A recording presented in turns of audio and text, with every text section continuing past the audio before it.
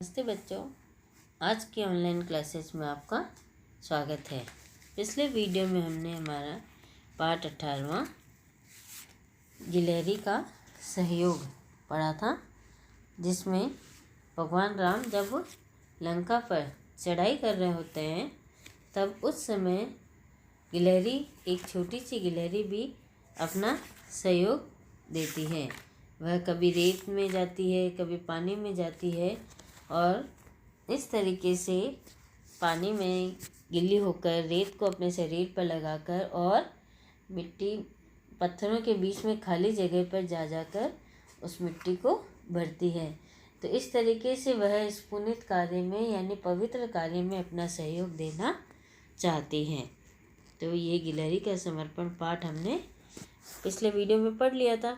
आज हम इस पाठ के प्रश्नोत्तर और अभ्यास कार्य देखेंगे। सबसे पहले शब्दार्थ आपको किताब में नहीं मिलेंगे, लेकिन आपको इस वीडियो में देखकर अपनी कॉपी में करना है।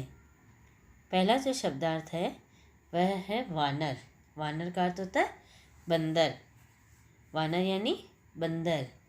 सहयोग, सहयोग का अर्थ सहायता भी होता है और मदद भी। सहयोग यानी सहायता। पुनित, पुण्य। पुनित यानी पुण्य।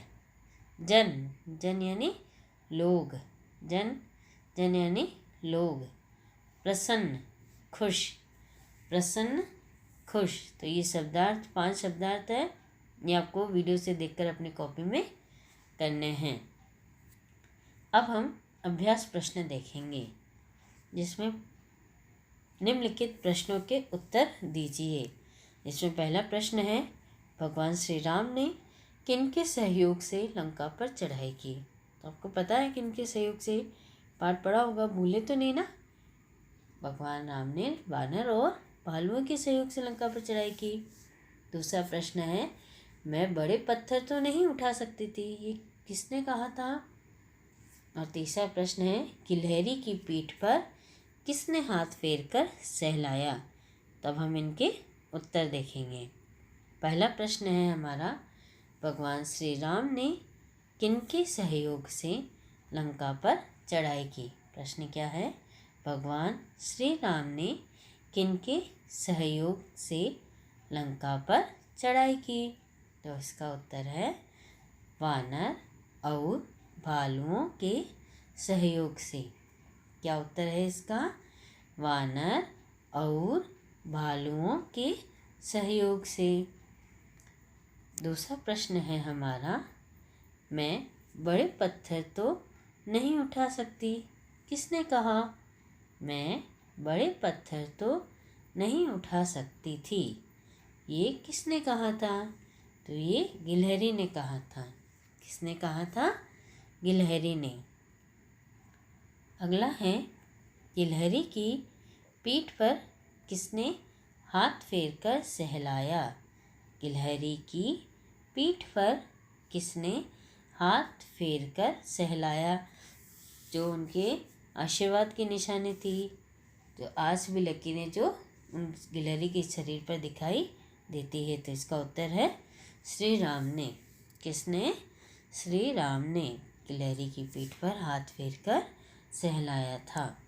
आगे, रिक्त स्थानों की पूर्ति करो। आगे क्या है? रिक्त स्थानों की पूर्ति करो, यानी कुछ खाली जगह हमें पाठ इस पंक्तियों के बीच बीच में दी हुई है, इन खाली जगह को हमें भरना है। पहली खाली जगह है, एक गिलहरी, फिर एक खाली जगह थी और फिर खाली जगह में खेलने का आनंद ले रही थी। तो पहली खाली जगह में मैंने क्या भरा? रेत, और दूसरी में पानी। तो एक गिलहरी रेत और पानी में खेलने का आनंद ले रही है। दूसरा है, माता सीता भारतवर्ष का है। खाली जगह थी, मैंने इसको भरा और यहाँ पे लिखा गौरव। माता सीता भारतवर्ष का गौरव है। क्या पंक्ति थी? माता सीता भारतवर्ष का गौरव है। यह है गिलहरी की पीठ पर बने निशान भगवान राम के, और यहाँ पे खाली जगह थी, की निशानी है। तो मैंने इस खाली जगह में भरा आशीर्वाद। क्या शब्द भरा? आशीर्वाद।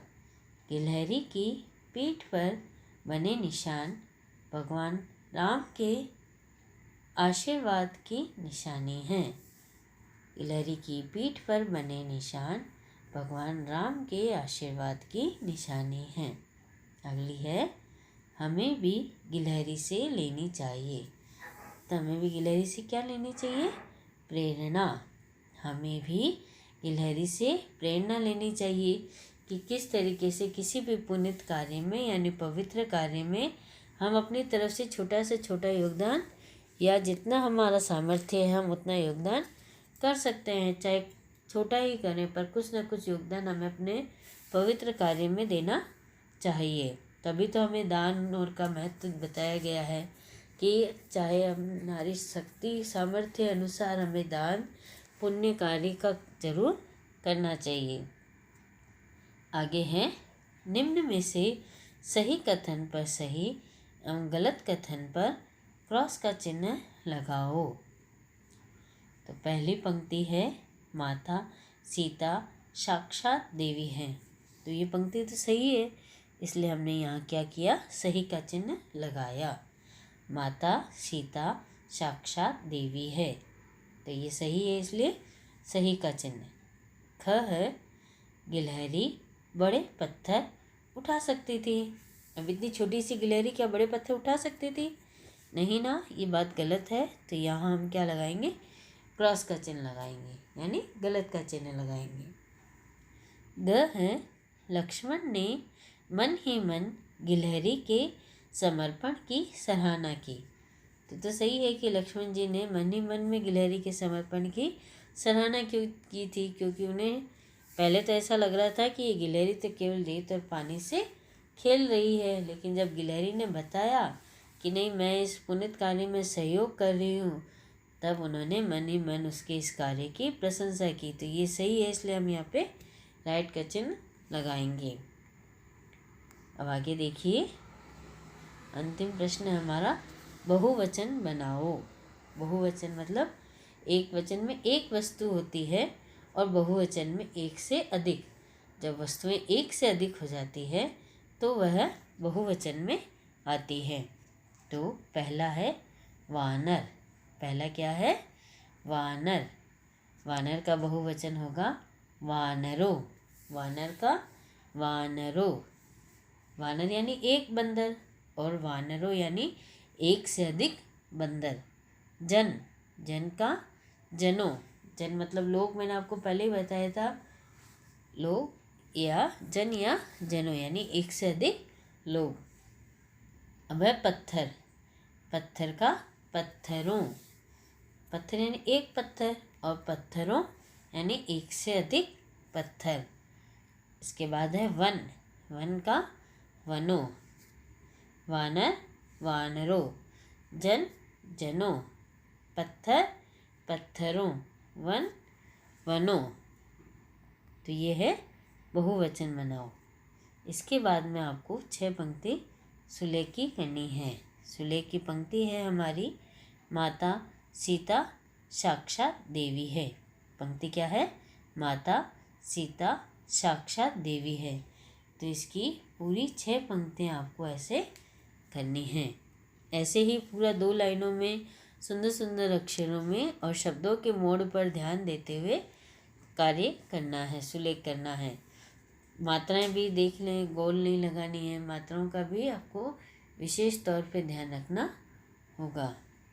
ठीक है, तो इस तरीके से आपको इस पाठ के सभी प्रश्न उत्तरों को अपनी कॉपी में करना है।